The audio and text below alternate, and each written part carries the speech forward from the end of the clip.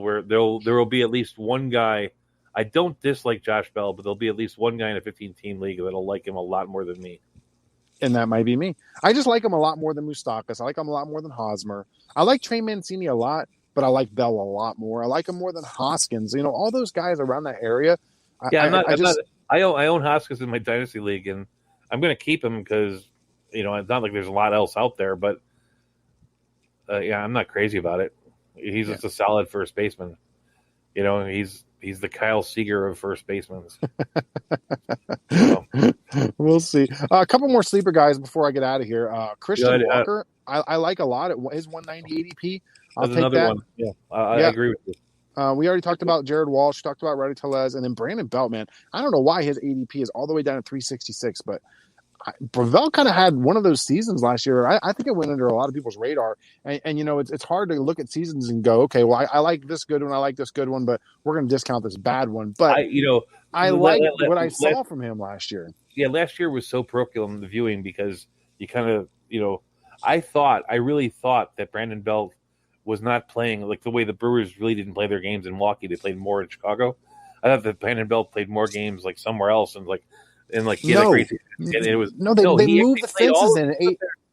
Yeah, he had a better OPS in Giant Stadium, whatever they're calling it, than in Corner Infield last year. That's because they moved the fences in, and I believe it affected him. So left-handed hitters have been just sabotaged in AT&T Park for years because of Triples Alley, and they took all that away, and they moved the fences in like 10 to 15 feet in certain parts of the deepest parts of the ballpark.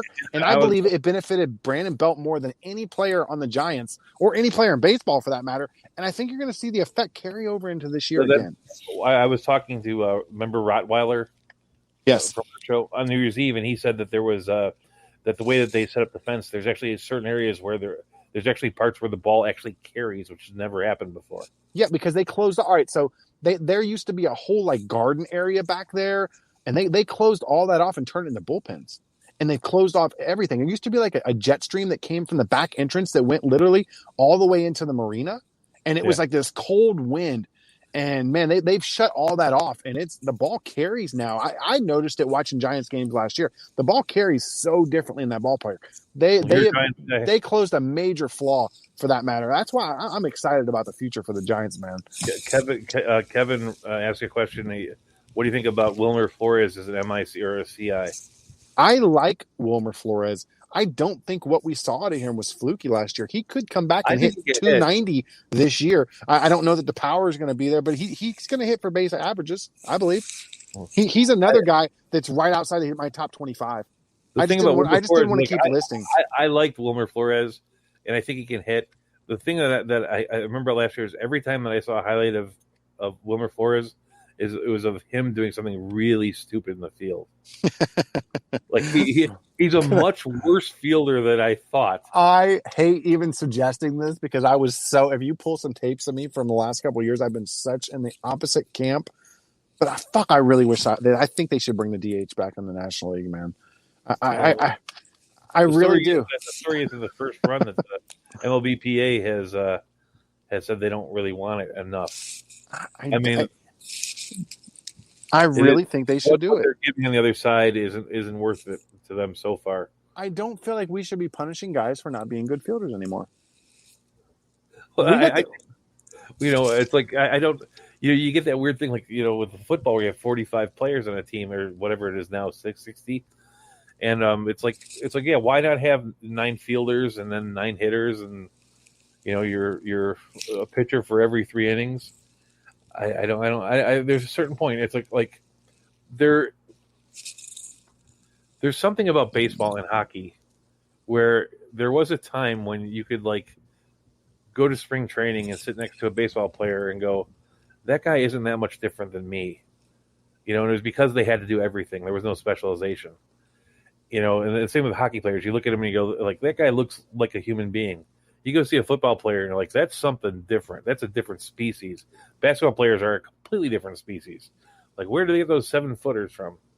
There's a thing where it's like there's if you know somebody who's 7 feet tall, there's a 50-50 chance that he's actually playing in the NBA because they're all there. This is true. But baseball, they were just normal guys, and part of that was because they had to do everything. And like people, it's a chicken egg thing to me. It's like people say, well, pitchers can't hit. Well, the reason why pitchers can't hit is because they used to be okay hitters, for the ninth batter, good enough to survive, but they stopped teaching them anything about hitting around 1981. It's like pitchers can't bunt because they stopped teaching about bunting. You don't need your ninth hitter to hit 375 to be a good team. If they can hit 226, you're fine. But they just stopped doing that, and it's like, I like the idea of the guy playing I like the guy playing both sides of the ball. Like every argument you can say for a pitcher not batting, they're pretty close to the same arguments for a catcher not batting. Catcher's a vastly important position fielding wise. Understood. And then once you make that, then they have to take the kitchen gear on and off. Yeah, I understand. Shortstop's not far behind. Fielder's not behind. It's like I get it. I like the way it is. So what are you suggesting? You're suggesting like a 30-man roster where there's 9 hitters and 9 fielders on the team, and the fielders don't hit and the hitters don't field? I don't want to get there. I don't ever want to get to that. It'd be like the NFL. This is the funny thing. Like when the DH first came out, the rules were a little different. They basically said you could bat for anybody, right? They actually changed the rules like 3 years later, and I remember playing in a County Mac League thing where we had a DH, and the rule was you could DH for anybody. And there was this poor guy named Tom Ton who played second base and was batted for. Like, what a terrible, because your pitcher's a good hitter, right? In when you're 17. Mm-hmm. So this guy, this poor dude, just got to go play second base because he could turn double plays and never got the bat. I felt so bad for that guy because you could bet for anybody. It doesn't have to be the pitcher, right? It's like, what do you do? Like, I'm surprised he never quit. But that's the thing. I like the way I've learned to like it the way it is. I like because there is that part on the American League side.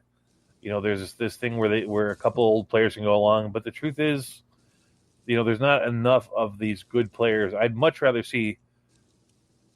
Some of the most exciting things that I've, memorable things in baseball have been clutch pitcher hits. The Bobby Witt game where he throws a no-hitter and hits 2 home runs. Or when Bartolo Colon shattered James Shields' fragile psyche for the rest of his life by taking him deep, I don't want to lose those things. No, I get it. No, I like seeing, I'm a fan of the Giants, so I love the games where you'd see Madison Bumgarner come out and hit those homers, and it would be so exciting. I've been to one in spring training where he did it. I've been to a couple in AT&T Park where he did it. It's a cool sight, It's neat to see the pitcher hit, but the rare occurrence for teams to have a good hitting pitcher versus the ability to see the DH and see these, I guess, the team flexibility and the ability for a guy like a Dom Smith to have a position and be a valuable player. Hank Aaron just passed away, right? And sure, love Hank Aaron. And it was either the first game or the second game I've ever seen play. I saw Hank Aaron play versus the White Sox on the Milwaukee Brewers, and they were in American League together, and he played DH.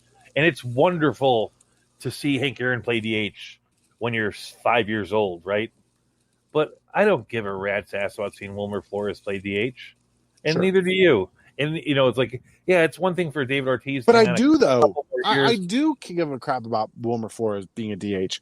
It's like most of the DHs are sort of meh guys. That's fine. It's like what? It's like Delson Cruz has been a stellar DH. And there actually have been a couple guys that are close, like Jordan Alvarez and this year Giancarlo Stanton. If he stays healthy, could be a stellar DH. But but most of the teams don't do that with their DH. They just kind of give guys days off and have a guy here and there. I don't see. That was my feeling about watching the DH in the National League. It's like I didn't hate it like this is horrible. It's a pox on the league, but I didn't see anything that it added to the game. That is a big thing. I did, it's like, was the game better for it? No. Was it worse for it? No. It was just like, this is what they're doing. It's like, to me, it was identical in my feeling to starting guy in second base in the extra innings. I But hate that shit. I hate we gotta that put up with this for a shit. year. We'll go away. I do not like that stuff. I don't mind the So- extra inning. I actually wish my thinking with the extra inning is they should just stop the game. Like, call some ties. Who gives a crap? You know? And only come back to them if they're necessary. True that. And then, but the one I hate more than anything is like a 7-inning game is not baseball. No, That 7-inning thing is horrible. You know, I do not like that. The idea is it's based on the idea that if you pitch a perfect game, you go through the lineup 3 times. You know, that's the way it's. You know, if you pitch a perfect game, it's like, well, I batted 8th, so I didn't get up again. You know, it's trash. it's like it's baseball is a game of high numbers and balance. But anyway, I think we did a pretty good job. What do you think? Yeah, we killed it. What position do you want to do next week? I was thinking. Oh, let's do that. I was thinking we do second base, shortstop next week. What do you want? I took first pick last week, so you get first pick this week. What do you want? I know you got a lot to say about shortstop, so I'm going to take second base. I also want to do this. I want to do this is because they're bigger things. My thinking on outfield and pitcher is that one of us takes outfield, one of us takes pitcher, and they're basically running the whole show for the day. But the other guy picks about 10 guys to talk about. That's fine. We can do that. We can do it that way. You want outfield or pitcher? Because they probably need to work on it more. Ooh, I want pitchers. I like ranking pitchers, to be honest with you. We'll do that last. Now, are we talking starting pitchers or just all pitchers? Starting pitchers. Okay. The last one will be relief pitchers. Yeah, I like ranking starting pitchers. We'll do relief pitchers and catchers on the same day. Okay, that works for me. So the plan would be next week we do second base, shortstop. The week following we'll do outfielders. That'll be me. The week following that we'll do pitchers. That'll be you. That'll work perfectly. The idea now, next week we got Super Bowl Sunday. That's fine. We should be fine for Monday after the Super Bowl. I'll be all right. Yeah, but and the 10 guys that you pick, don't unless you got something really brilliant to say. Don't pick Mike Trout. Like pick guys that, like these are guys that you should know for some reason. This way. Exciting. So, and then the other guy only has to do 10 guys, and whenever that comes up, so if like the guy comes up 14th in my ranking, you go, well, I want to say something about this guy, that sort of thing, right? Okay. Yep. Perfect. All right. Cool. Well, look, let's work on getting me some Twitter stuff so I can post up some links to the show and get some more listeners going. Today was the first day. Like everything on this technology, I did myself. No worries. That's the first time we did it, so I'm learning the thing now. I have to figure out how to do it beforehand. No worries. All right. Well, good shit. Good job. All right. Awesome, everybody. Thank you so much for listening.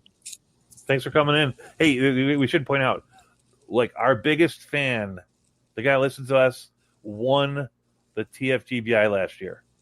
Go, Kevin. Kevin, are you playing again this year? You're going to defend the crown? Because I'm coming for you.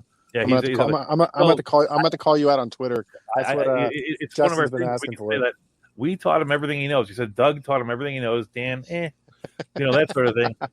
But we have this level of fan, and that's the truth. Is like you talk about, you could bring 1,000 people from YouTube because you have a lot of followers.